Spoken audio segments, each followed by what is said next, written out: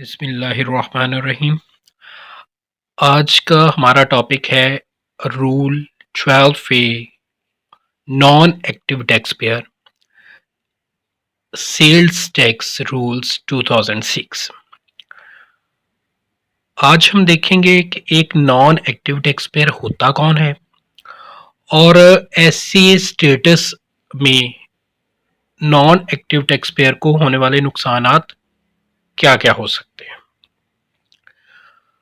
इसे रीड करते हैं। सब रूल 1 है a registered person who does not fulfill any of the conditions prescribed in clause 1 of section 2 of the act से मुराद sales tax act 1990 है कि उसके सेक्शन 2 क्लास 1 में जो बताया गया है अगर वो कंडीशन फुलफिल नहीं करता तो एक रजिस्टर्ड पर्सन क्या हो जाएगा, shall automatically, the word use हुआ है ऑटोमेटिकली, क्योंकि हम जानते हैं कि अब तमाम सिस्टम पूरे पाकिस्तान में ऑनलाइन सिस्टम है, ऑनलाइन सॉफ्टवेयर के जरिए तमाम एंट्रीज होती हैं। अगर कोई पर्सन कंटिन्यूसली 6 मंथ तक अपनी सेल्स टैक्स रिटर्न सबमिट नहीं करता या फिर अदरवाइज और भी कंडीशन हो सकते हैं, फेक इनवाइसेस है, फ्लाइंग इनवाइसेस है या कोई और इशू है, अगर वो 6 मंथ तक कॉन्सिक्वेंटली अपनी सेल्स टैक्स रिटर्न सबमिट नहीं करता तो क्या होगा, सॉफ्टवेयर क्या करेगा, automatically become a non active tax pair and his name shall be removed from the active tax pair list maintained by the board.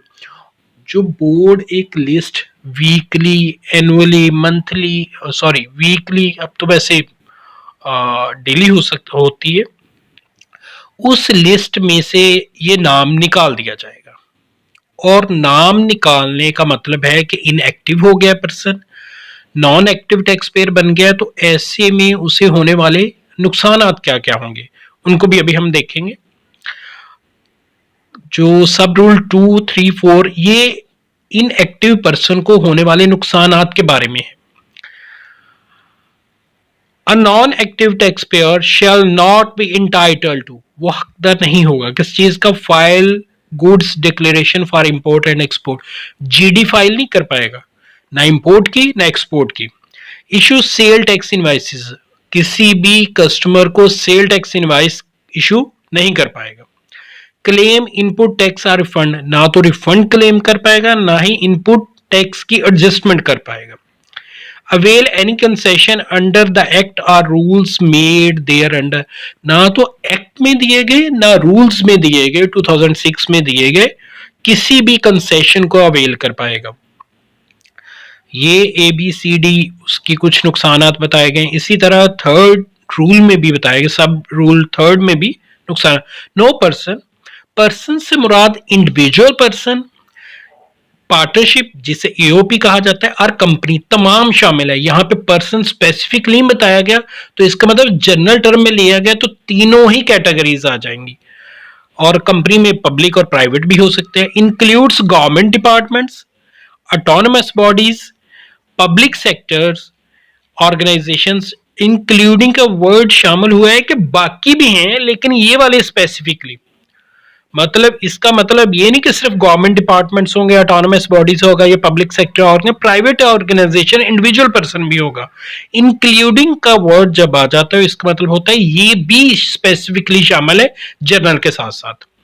Shell make any purchase from a non active tax pair, कोई भी body जो है वो non active tax pair से product purchase नहीं करेगी। Number सब rule 4 है, in case of entry of invoice, अगर एंट्री करेंगे आप इनवाइस की, कोई इनवाइस आपकी है tax invoice issued by a non tax payer, और वो इनवाइस किसने इशू की है, नॉन टैक्स पेयर ने, by any registered buyer, registered buyer अगर किसी भी एंट्री करेगा, कोई भी उसने प्रोडक्ट परचेज किया है वो एनेक्चर ए में अगर एंट्री करेगा, आगे लिखा भी हुआ है annexure A of his return, कोई भी रजिस्टर्ड बायर है अगर वो अपनी एनेक्चर ए में एंट्री करेगा, सिचुएशन में क्या होगा,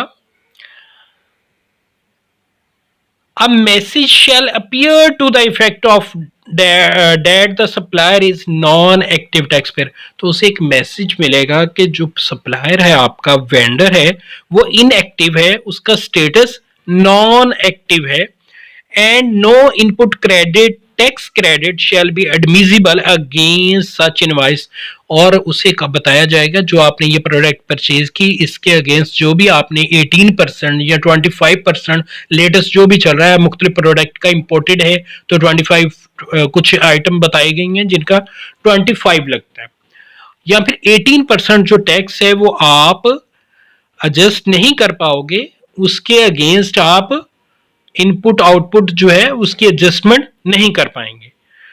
तो यहाँ पे अगर हम इसे देखते हैं तो बहुत सारे नुकसान आते हैं इनएक्टिव टैक्स पेयर से। कोई बॉडी परचेज नहीं करेगी, और अगर कोई परचेज कर लेती है तो वो जो टैक्स उसने पे किया है उसको क्लेम नहीं कर पाएगा।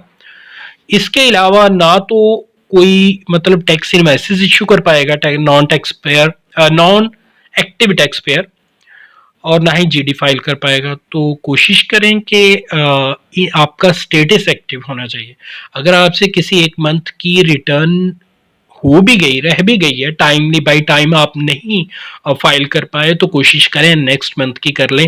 कंसिक्वेंटली आपके 6 मंथ की अगर रिटर्न रह जाएंगी तो आपका स्टेटस इनएक्टिव हो जाएगा।